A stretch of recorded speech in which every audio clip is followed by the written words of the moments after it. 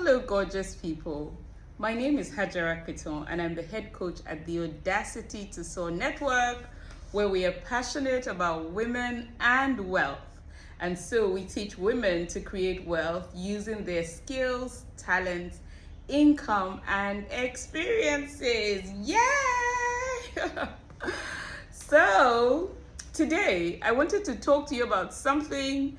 Yes, wealth is more than money. So I wanted to talk to you about wealth, but in a different way. So it was my 18th wedding anniversary recently. And as with anything, like when you're 18, I was teasing my husband that our marriage is an adult. Our marriage is old enough to go to the club, to drive a car, to buy property in its name, etc., etc.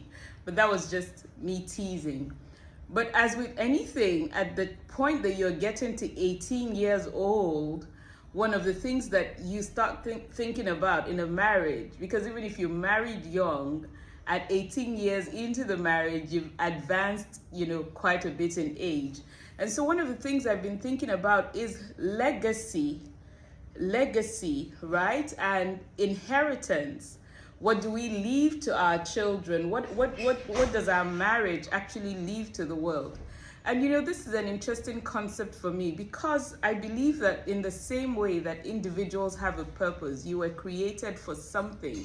You were created to do something on earth in creation. Is the same way that when you're in a marriage, in a relationship, in a business partnership, it is created for something. If you and your business partner together have a unique flavor that you will leave on earth.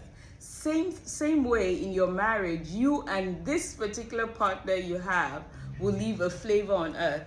So I was thinking about legacy, and I was thinking about what do we give to the next generation having been together? What impact does our marriage leave in creation? And I wanted to discuss that with you. Is this a question you have ever asked yourself? Like, what is the purpose of my relationships, and what does my relationship actually birth? So when we talk about legacy, I have definitions just so that I'm saying the right things.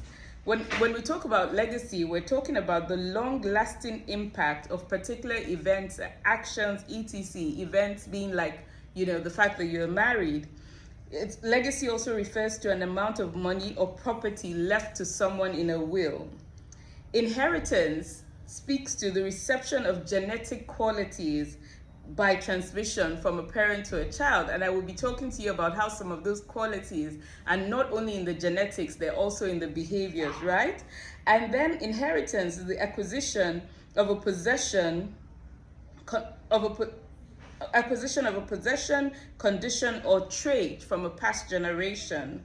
And inheritance is the act of inheriting property or something else.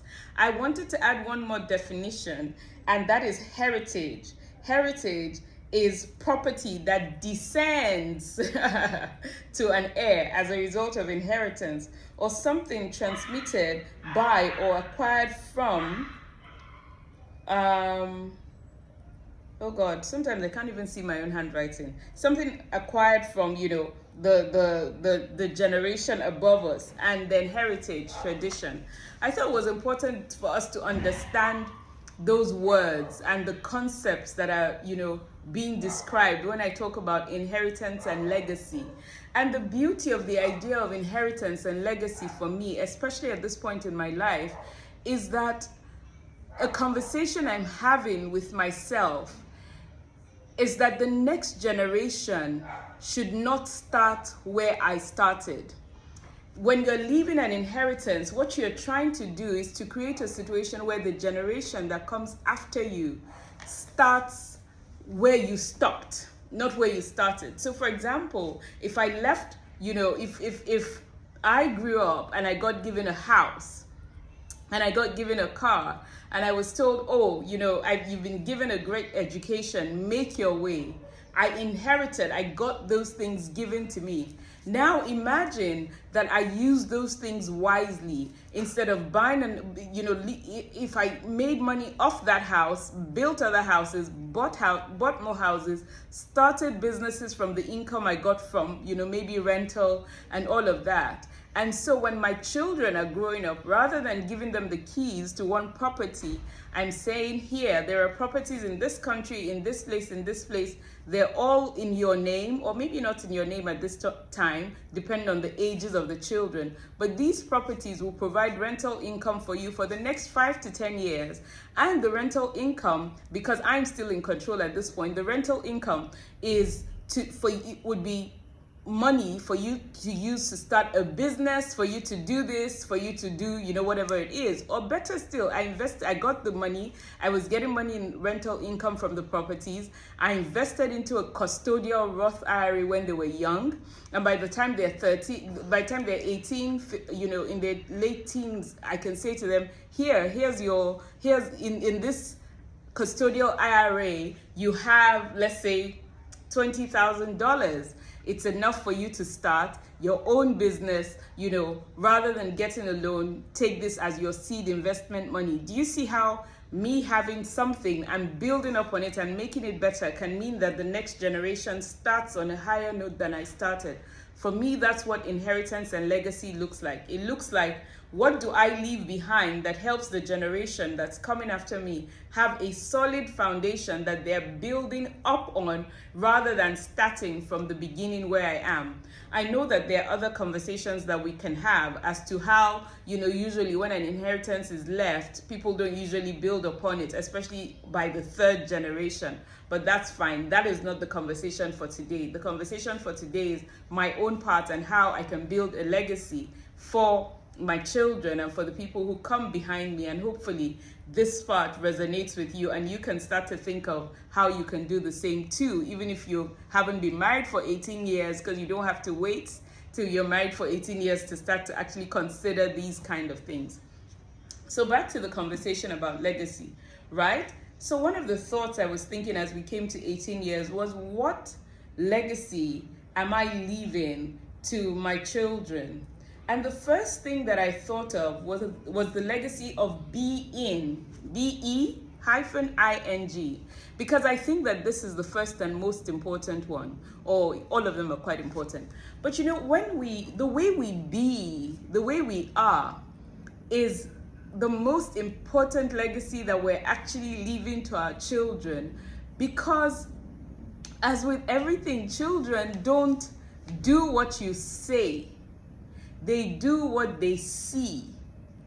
So when we're talking later on in their lives about generational patterns, we're talking about how they handle relationships, when we're talking about things that they're doing that are not necessarily working for them, a lot of the time it's tied to what they saw in their childhood, how they were treated at home, how they were raised at home, how they were taught to be, right? So the legacy of being, and I think it is the responsibility of the parents to be in a way that enhances the ability of their children to be great and contributing members of society, and to have good and happy lives. So we're not just looking outwards, we're looking inwards. How can we ensure that they as individuals are enjoying their own lives, who they are, and so their contributions are not from a perspective of, I have a duty to satisfy, but actually of, I am me, and being me is beneficial to the entire creation. So let me give examples. One of the legacies, yes, this wasn't on my list, but I love the idea of it. One of the legacies I feel like we're not aware of that we're creating is a legacy of love. I feel like in homes, children are learning from how daddy and mommy are behaving. They're learning consideration. They're learning from how when mommy offends the child, mommy apologizes or does not apologize. They're learning how to have good relationships. When your children have something to say to you, and it is always, don't interrupt me, I'm busy on my phone, and this and that, they learn that they're not important. They learn that their thoughts don't matter. They learn a lot from how you generally be. And generally, what they learn from you, they will take into their other relationships in future. So that home where you're so controlling, where they don't have a chance to talk, that home where you say, it's my way or the highway, when they get into relationships in future and they are my way or the highway to their spouses, they learned it from somewhere. If on the other hand, they've learned from home how a good relationship works, they've learned respect, they've learned listening to each other, they've learned apologizing, they've learned healthy ways of solving disputes, they've learned healthy ways of saying, I'm sorry, or you were wrong, or you were right, I was see, you were right, I was wrong, or oh no, even if I don't think you're right, I just love you, can we resolve this issue, right? They learn how to be from what they see in the home.